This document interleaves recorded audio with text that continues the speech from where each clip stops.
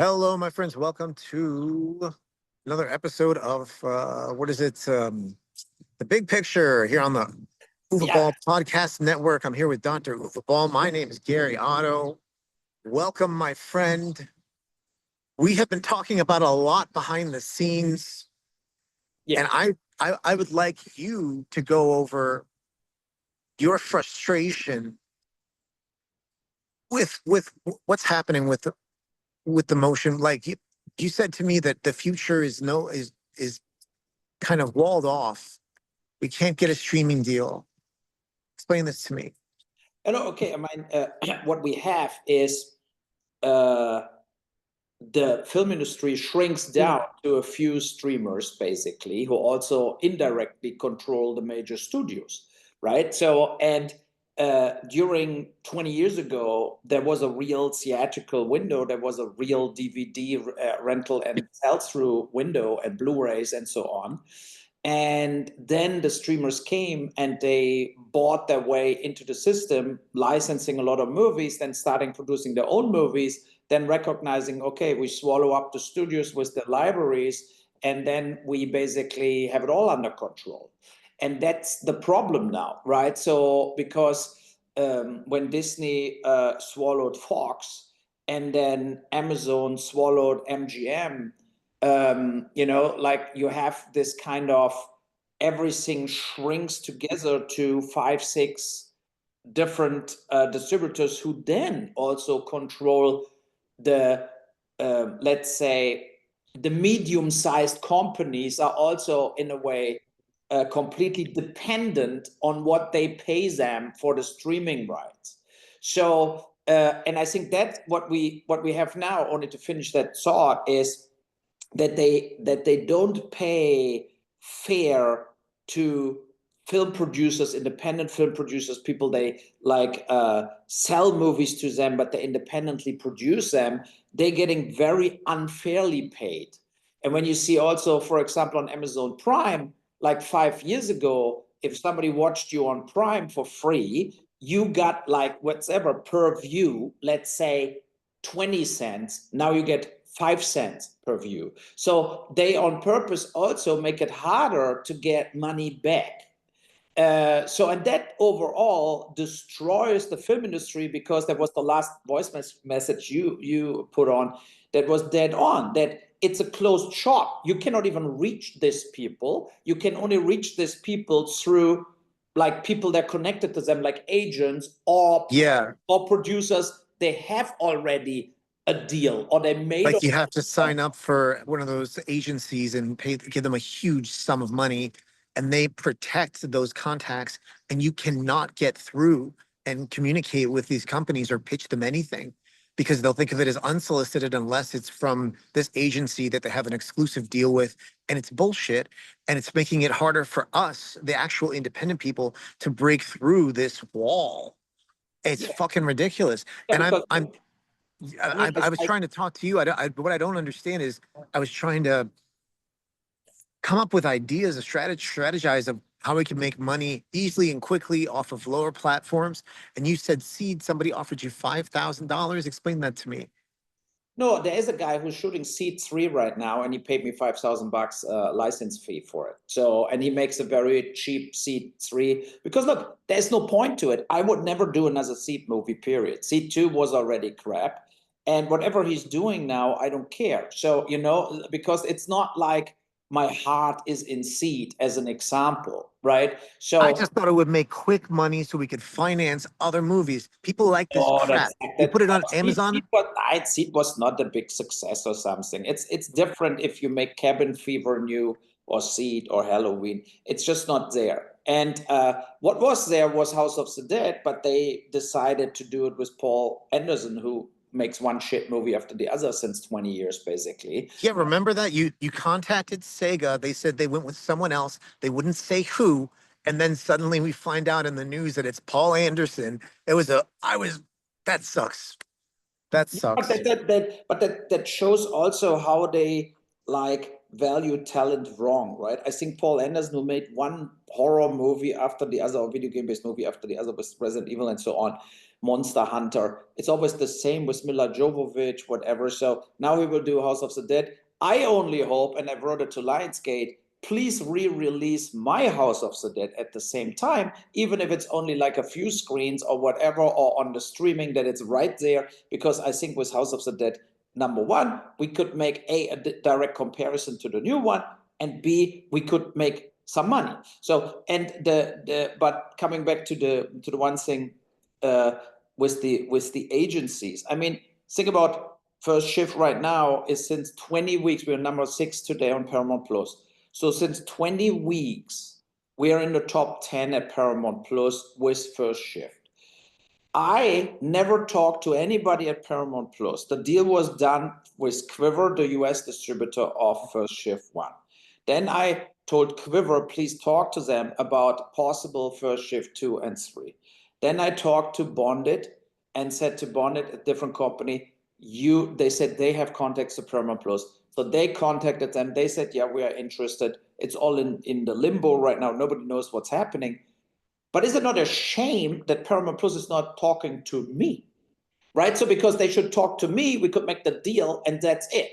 Without all these people in the middle, because A, I can sell First Shift 10 times better. I wrote First Shift, I directed and produced it, and I own it. So why is the gate to direct communication, and I'm not only talking about Paramount Plus, I talk about all the streamers, closed for me, and only some salespeople or whatever are in between, who can, of course, not be so convincing like me selling a product, And that's also this kind of gatekeepers are not so good for independent filmmakers, because they're indirectly blocking the door, and then they do a half-ass pitch with way less knowledge as me, and and then they maybe don't get the deal because they were not convincing enough. And that's the thing. It's like this kind of like, and then you read in the news trades like, that film got, or that TV show got the second season greenlit after one episode was aired from the first season. You have that over and over, where they don't even wait to see how something performs for real and then make the decision. And I mean, 20 weeks in the top 10, sorry, but if that is not a mega hit, I don't know what a fucking mega hit is, right? So because, for example, I'm watching Horizon right now from Kevin Costner on Amazon Prime in Germany. They loaded it up last week and it's not in the top 10 anymore. Kevin Costner's Horizon. After 1 week, it's out of the top 10 at Prime. So, and that's the thing. It's like we're since 20 weeks in the top 10, and I don't get it. So but this, let's say it this way. So it's like lost in the algorithm or something. Somebody's got to notice this. Yes. You know what I mean? Yes. Somebody should have the job to notice that, and fails at his job, right? That's the reality. Because, I mean, if you are in the capitalism, everybody said we're in a capitalism. Okay, we're a capitalistic world. But in a capitalistic world, as you just said, somebody has to flag the film as a success, and they have to check how much we paid for how much we can do more of this. That's capitalism. But it looks for me that in reality, as you see with Lionsgate makes only losses, and say, oh, we're on a good track. A lot of studios, Warner Brothers, losses, but we're on a good track. Is it really capitalism what rules the film industry? Or is it maybe total bullshit? What like just that personal like connections leading to money, and somebody pays the bills basically, and that's maybe the stockholders or whatever. It's inefficiency. You're right. It's people who they want to make a certain type of film, and they try to like contort and twist the reasons why. But in reality, I think that they need to go with take more risk, Yes. and take more attention at what's performing better. It doesn't seem like, I don't know if it's due to automation or if it's due to the fact that it's your name. Because a lot of people think Uwe Boll, they suddenly think, oh my God, terrible director, blah, blah, blah. And they just it's kind of like a pun, but they don't actually pay attention to what they're saying because they don't care enough. That's just the society that we live in, where they just blow it off and they don't take the time to actually watch the films. And I think that's a shame. that it gets caught in the interim. And people who are watching it and catching it on Paramount Plus, they don't know who the fuck you are. I've seen some people talk about this movie from demographics that you wouldn't even expect. Like people who like rap music seem to really like the movie. Um, Yeah, I got also like from law enforcement, from police people, they say best cop thing from New York since French Connection, blah, blah, blah. And interesting was that one guy in a magazine, he wrote a review, and of course he knew who I was. And he said, oh, Uwe Boll, I hate him, blah, blah, blah, blah, blah, but I want to watch more of this. So, and that's the thing. It's like this kind of, they cannot jump over their shadow to like, don't like me, even if they like a product.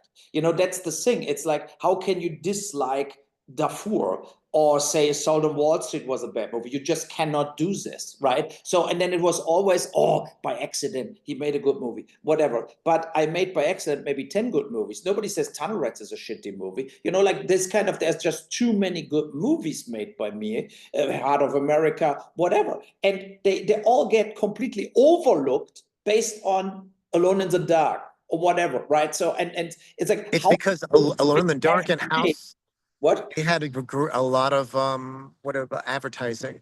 They had a much higher advertising than the smaller films, so that's what they're going to remember. Yeah, I know, but still, if you're a film reviewer or film critic, I'm not talking about the average Joe just clicking a button. I talk about people that really like know what I did and go on IMDb and check what I did. They should also kind of like at one point say, now the guy made actually in total more good movies as bad movies, and we just have to get over it. So that's my problem with it. But look, there is a substantial, when you see the news about the film industry, they're all like kind of getting desperate. They're all like the jobs going downhill, the financing in the market goes downhill, and a lot of people are kind of like, wow, fuck, we digged our own grave. As you see, Technicolor went bankrupt last week. Did they? Yeah, they went bankrupt. Everybody's fired.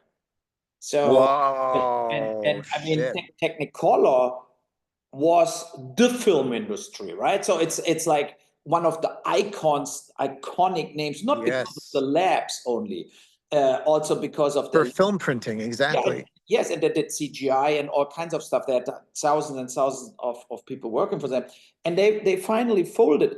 And that's the thing. It's like we're living there in a not only political as we see every day, but also like in the film industry is a huge revolution going on. And I think a lot of that outlets, they focus on the wrong part of the revolution.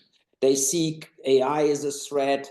They, like stuff like this for jobs, but what they don't see is the real revolution is that the independent film industry is dead. Like it doesn't exist, because what you can do is you desperately try to make a movie. So you desperately try to get cast. Now cast has all the offers for TV series on the table. They can say, look, why, like Stallone, why I should do something else if I get totally paid for Tulsa King? Tulsa King is a good show. I get millions per episode. And why I should do then another $10 million shit movie where so that is what dying now. The Emmett Fuller movies, the movies we hated also, where they just paid Travolta a million, Mel Gibson a million. All of this is dissolving right now because I miss those movies. I miss that shit. I hate yeah, to say but it. most of that movies were bad, right? So they were good But at the they're fun beginning. to watch, Like even the bad Travolta movies, like The Gentleman or whatever he made, like and Gotti. They were shitty movies, but I enjoyed them. I know that's ridiculous to So say, I but hated whatever. God. I hated. I I hated laughed. it. I had a lot of fun laughing. It was awful, but it was funny. Yeah. So, but let's go further back with there were a lot of independent movies, of course. They were very, very good, right? So, and but how you can refinance or get investors together, whatever, and make a movie like this in today's time? You have to put in theatrical revenue will be zero, DVD, Blu-ray will be zero. So now everything is on stream. So now that is what I meant with YouTube or other stuff, is the only way to not fall into this, oh, Netflix gives me $100,000 for my $4 million film. and then Netflix is showing it for a year. You know, like, so if you don't want to fall in this to lose all your money, then the only chance is actually this AVOD, like this kind of, you put it up there on YouTube, on Prime, wherever, and it's advertising driven. Nobody has to pay for the movie, but if they, per click, you get your 10 cents. Per click, you get your 8 cents. And then the marketing strategy has to be how I advertise that films that they all click it on. Right? So you need a marketing strategy with little TikTok, Instagram, short movies. You need maybe influencers that push you forward. You need totally different connections who can make, you know, there are influencers, they have 50 million views. So if they join forces and say, here's a little clip from Run, it's only on YouTube, watch it right now, but you have 10 million views, that's 100 grand right there. Right. It's So tapping into that market. It's hard. You got to have it into that market. And that's the younger generation. It's hard. Like I'm slightly younger than you, but not that young that I have an into that. I've tried yeah, and failed. yeah, you don't know. Like for example, my like Walter, Yeah. I mean, he's He's 10. the right gener. He's almost there. He's almost there. Yeah. Yeah, but you know what he's watching? I mean, he watches YouTube the whole day and all that short videos, whatever. But all his classmates, 10 years old, listen to Kanye West right now. To this doop doop doop, this stupid. He has like stupid sounds out there in the not the swastika stuff, not the Nazi bullshit. I mean, we for us, Kanye West is done, right? So he's Yeah. like He sucks. He sucks, man. Fuck Kanye. mental ill, puts his girlfriend naked on the red carpet. For me, he's completely done. But all of this doesn't matter for the young generation. Yeah. And when you hear the song, what he put out, like he put a totally absurd song, goes poop, poop, poop, poop, poop, poop, poop, poop, poop, right? If you hear that song, you think, what the fuck? But they love it. They love it. And there are 100 millions of people listen to this song. It's unbelievable. That's the fact. So we don't reach the masses who could just click on Run, right? So, and I think the key marketing idea has to be that no matter what the film is, you have to make the marketing in a way that you connect to everybody clicking on the button, I want to watch it right now. So absurd it is, because if they switch the movie off after 5 or 10 minutes, you still made your 10 cents. You know, Well, dude, they need think only about to watch a few minutes. think about those marketing strategies in the 80s or the 90s for those movies where it was like you've got to go Monday and it's Yeah, like yeah, Tuesday, and they would have a commercial every Wednesday and then yeah. countdown to Friday, and then Friday be like movies out, and then everybody would be there. You know what I mean? Like there's got to be some kind of an advertising campaign that really that people could remember, that people get through to people. The problem is that fucking costs a lot of money. That's Yeah, the problem. no, that's the thing. But of course, the TV spots were way more expensive as to push something in the internet. But what the only way that it works is that people retweeting it, reposting it. That's the only Yes. way it works, right? Because I don't think that my son was ever on Kanye West's side. He watches this because other people posting it. Because And they want to fit in, and that's why you're not popular, is because everybody wants to fit in. And if everybody thinks you're not cool, then everybody else is going to think you're not cool too. So that's the problem, is that we have to make you cool. And I've been trying to help, but it has not to be show. me. No, it has not to be me. It's just forget my name at all. Like, let's try to They're get. your movies though, and your Yeah, name is connected to them. exactly. I don't care if people know Run is from me or here later The Dark Knight is from me. I don't care. I care then about the film. We have to make the film interesting, and there has to be like mini clips going out that they are worth to get retweeted. And I mean, so Okay. absurd it is, but we Okay. don't need any informations about me in it. And we also Okay. So how about this? How about this? Listen to this. So the stuff that's going on right now in American culture, um, the movie with Army Hammer right now, that would play very well to the kind of people who went to see Sound of Freedom. Just like I said in our discussions privately, is like we've got to just invest a little bit of money in some spots, creating an advertising campaign for online, some spots that we could put on, X and Facebook, try to get them approved and try to gear them towards the people who would look at that stuff, just like the Angel Studios, and just see what kind of impact it has. Just put like $2,000 towards it. You know, Just start with $2,000. yeah, but you know what the problem with Angel Studios is? They don't do swearing and they don't want nudity, and both is in my film. But it doesn't have to be in the commercial. No, it doesn't have to be in a commercial. But if the goal is Angel Studios sign the film and distribute it, then that will never work, right? Then they watch the film and say we cannot distribute that. Oh no, well, I'm not expecting Angel Films to distribute it. Yeah. I'm just saying to get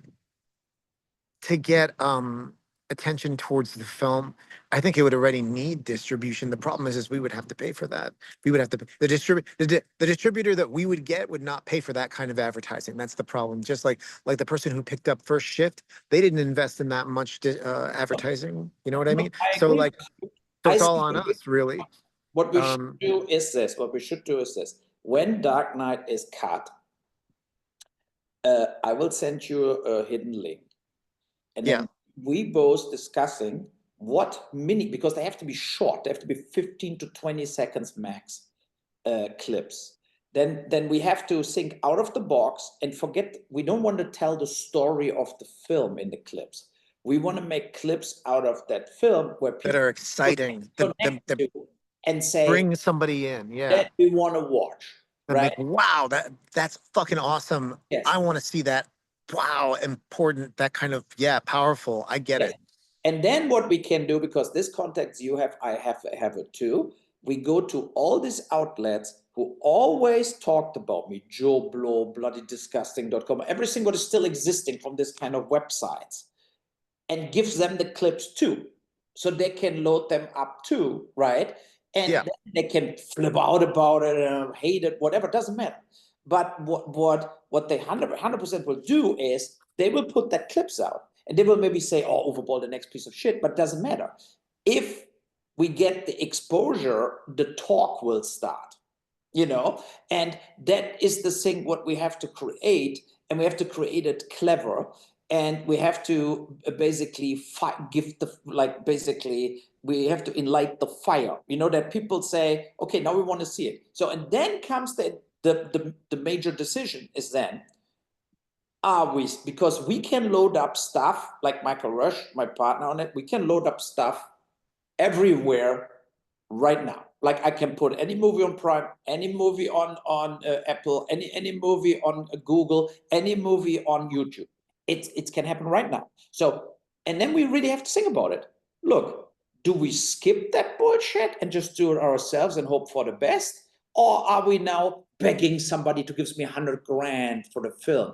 Because that's bullshit. Because what always happens is if you get a distribution guarantee, they keep all the revenues and then they add on all their costs and they spend the money wisely. That means if they give me 100, the movie has to make 300 before I get $1 more. And the question is it not better to just put it up everywhere? Because with First Shift, give you another example. I gave various interviews around the world, Russia, Indonesia, about First Shift.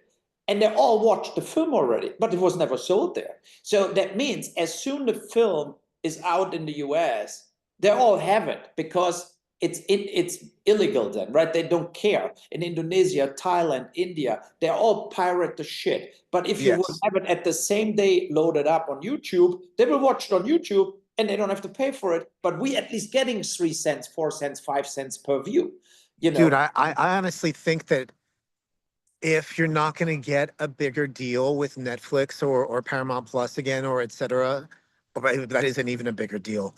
I think that you might make more money going directly on Amazon and YouTube, because I think that I think without the cut that we would give the distributor, I mean, I don't see the numbers in front of me, but the amount of money that we could spend on advertising, work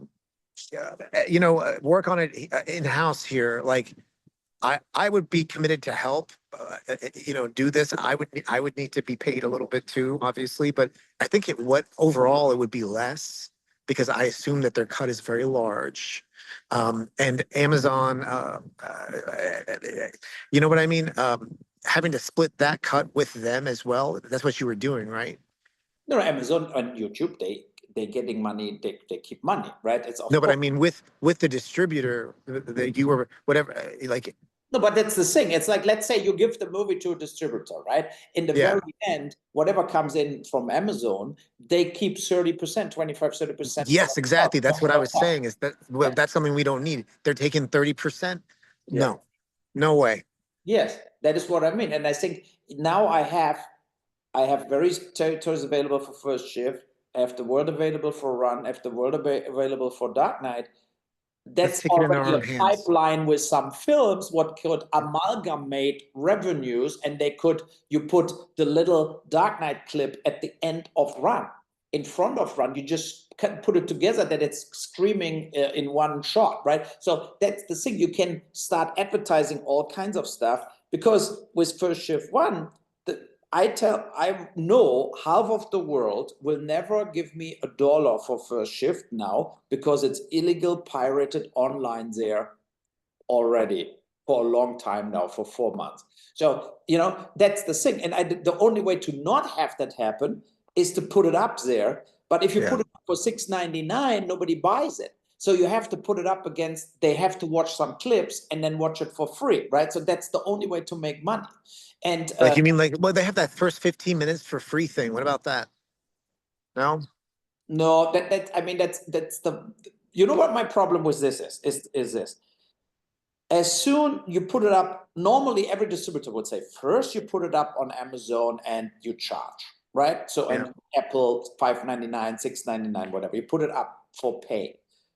But the problem is the piracy with the rest of the world. The problem is that, of course, somebody buys it for $6.99, but now he loads it up in China, and Yeah. a billion people can watch it for free. And And once it's on that thing, it's on there forever. You can't yes, take it off. but you know how many times you did it, I did it, where we flagged things on YouTube, illegal link, illegal link, illegal link. But the reality is, if we're the first, and it's myself in 2K in good quality, the market is breaking apart for all these illegal copy guys, because it brings nothing.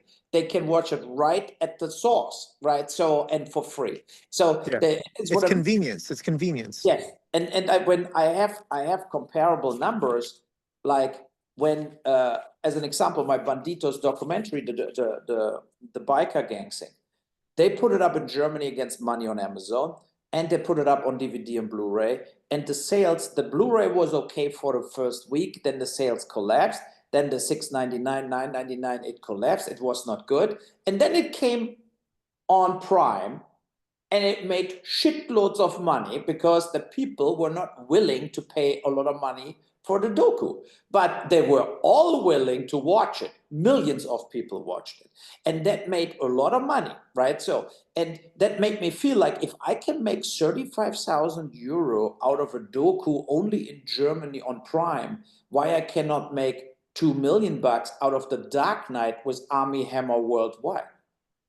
Right? I mean, Yeah.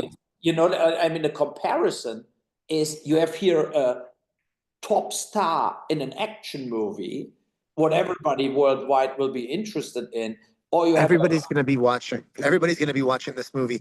A lot of people who like Batman and stuff are keeping an eye on this film just because he was up to play Batman once.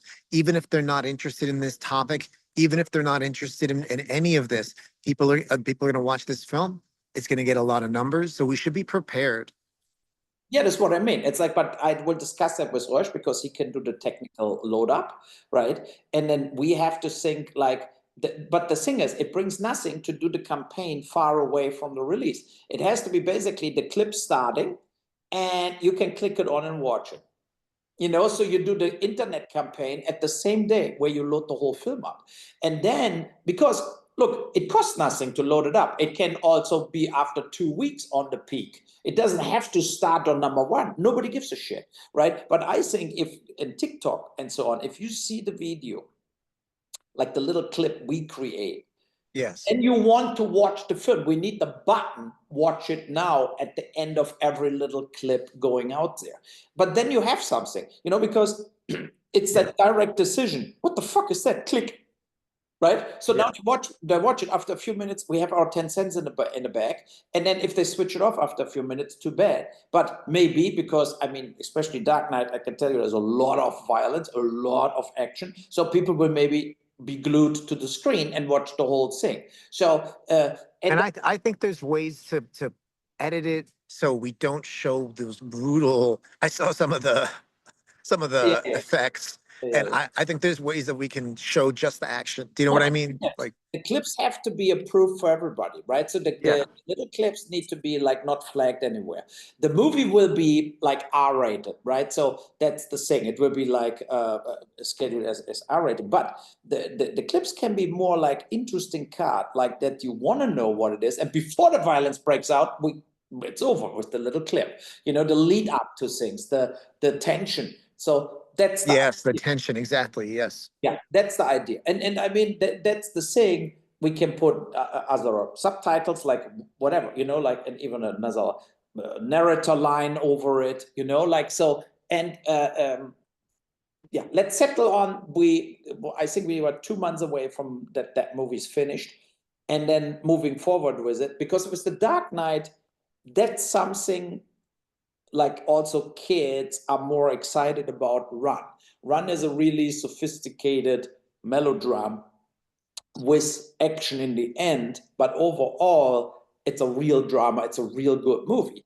And that would need a distributor who gets the reviewers watching it, who gets a kind of an art house crowd together. That would be something for the Lambless theaters and so on, So, and I don't give up to find that distributor. That's the reason we're still working on it and didn't load it up. But if we don't find one, then maybe we switch it then. That we do the Dark Knight first and Run after. If you have the people hooked and think, oh, this is good movie, then maybe they watch Run too. So mix up the slate. Sometimes the studios do that. If it makes more financial or logical sense to switch them around, just do it, Yeah. Okay. So on the politics side, everything moves forward. Let's see what's happening with Putin. Right now, Trump looks very stupid in a way, because right now everybody who said Putin is not interested in making peace, so the pressure is on Trump, and maybe I think Trump is fucking totally corrupt, man. I'm just gonna say that, like, it looks to me like what's out in the open is just him. It's all just games and lies. Just like I said, he's a liar, and he's creating this facade, and it's a very thin facade. I think that him and Putin are in cahoots. I think Putin has some sort of thing on Trump, and they have some sort of agreement. And I think that if Trump steps on Putin's toes a little bit too much, that Putin will retaliate whatever he has against Trump. And I really think that calendar that I referred to of the Russian soldiers protecting, there was a Russian calendar that to motivate their military that was sent out with pictures of the Russian military guarding the White House. That's like a precursor for current events. Like he wants to improve U.S.-Russian relations. But what is happening is, I think we're being overtaken by Russia from the inside out. I think it's hollowing us out. I know that that's your strategy. Your idea. Well, no, like Putin would laugh at the Americans shooting themselves in the foot. If he had governance over one person in power to be able to influence the other people to kind of weaken their government from the inside, which is something he's never been able to do, if he would relish in that fact, let's just say hypothetically. So it could be, it could not be, but it is a fear of mine, considering that Trump is downsizing the government, and it is hurting our economy, and it is hurting a lot of things over here. It is destabilizing a lot of things like the education department, et cetera. And those always were my The biggest concerns were problems within our country and how Trump is going to affect our. So I'm not even gonna. I won't even. I don't want to fight over the Putin thing, but I do believe. I do believe that he is compromised, and I do believe that Trump is harming our country, and there's nobody to say no to him. Uh, all these people are going to be without a job. What? Who the fuck is? Where are they going to go? Where are they going to get jobs? And then the education department. Okay, so now everybody has to get a loan that's private now. It's just like a credit card. APR is going to be like 30%. You know what I mean? What happens to the Pell Grant? What happens to food stamps, SNAP assistance for the homeless, for people who are low income? There's a lot of stuff that's going to be affected here. They're trying to downsize. They're trying to monetize. I predicted it. Monetize everything. Monetize all social services. And there are people who just can't afford that. You bring it down to the states. We bring education to the states. What's going to happen? All those people who are low income, who happen to be black or brown, are not going to be able to afford an adequate education. And that's my problem, is that it's all kind of like, yeah, there's problems at the border, but a lot of the stuff that's going to affect the states and education is rooted, I feel, almost in like a racist demeanor. Like, let's have these poor people who we don't want to see and sweep them under the rug and don't give them an opportunity to make their way out of it. This is the stuff that, make their way out of poverty. And this is the stuff that I see, is that the lines of between poverty and the rich are getting larger, and I don't know if it I can be agree with reversed. you that it will get harder to climb up any social ladder. That 100%. But I look. I'm in a way that was interesting at Bill Mayer on the weekend. He had like a more Republican woman there and a more Democratic guy in the discussion. And I think both sides are. They need to see the point of the other point. Yes, there is government overspending. Yes, there is bureaucracy, what is bullshit. And yes, there is a lot of fraud in the government. They created a massive monster of bureaucracy and government where nobody, and I think it's very important to question things like how many people work at the CIA, for what? How much money we spend on defense, for what? How much money we spend on US aid, and for what is it? But Well, the U.S. aid is for other countries. It's for stabilization of countries who can't um, support themselves. look, War torn. I know, but the US aid was also used by the CIA for destabilization of other countries, for example. And they have a lot of programs where you see, okay, they're getting 100 million and 5 million ending up against Ebola people, and 95% ending up in the pockets of the people that work at the NGO, and they're getting salaries. And these are not Africans, these are American people. They pocket the money because they say we do something positive in Africa about it. That's true. So you're saying A there's lot of corruption. corruption. There's corruption in there, and I can totally uh, agree with that. But does it have to be a chainsaw and rather than a Yes, scalpel? that is Like the what I mean. chainsaw is shutting the whole agency, right? Yes, that is what I mean. What they doing, and I mean Elon Musk explained that it's like they cut everything to zero and then they start rehiring people. But the reality is, it's not Tesla, it's the United States of America. And if you cut funding and then a half a year later you try to reach somebody in Senegal, these people are gone. Like you're not like because the program was dismantled, the huts burned down, basically it's over. So that's the problem. And I think that is what Elon Musk doesn't get, is that there are some stuff, it's better you look deep into it before you make any cuts, and you are not like just assuming everybody is a fucking taker and you cut everything away. That's my problem with it too. And I think that shows the whole absurdity of our life right now, our political thing. Look at Germany. We have that new guy who will be chancellor, and because he could build only a coalition with the Social Democrats, who were the government right now, he basically agreed to $1 trillion more in debt. So, and it's like before the government, like 2 weeks ago, before the election, 3 weeks before the election, he said in every fucking interview he gave, If he is elected, there will be no debt. There will be no overspending. And now he proposes, and he wants to bring it to the parliament right now as we speak, because he had to do the coalition with the Social Democrats who are always spending. So he bent over. Basically, they told him like, oh, you want to rule with us? Okay, good. But then we give free 500 billion for infrastructure, 400 billion for military, 100 billion for climate protection, and so that the Green Party is also happy. And he did it. He agreed to it. And I actually don't have a problem with going in debt. Every country goes in debt nonstop. But I have the biggest problem. It's the lying to the people. Like, say it before. You cannot say, with me, there will be no dollar in debt. And then like, oh, it's $1 trillion. Who gives a fuck? 2 weeks later. That makes this guy, for me, a no-go. Like, fuck that asshole. And that it's absolutely ridiculous. Then I'm more sympathetic for the Greens, who said the whole time, we have to go in debt and we have to protect the climate or the whole world goes under. It's at least a clear statement. You know what you vote for, and if you think climate change is the biggest problem on earth, then absolutely you need to vote for this.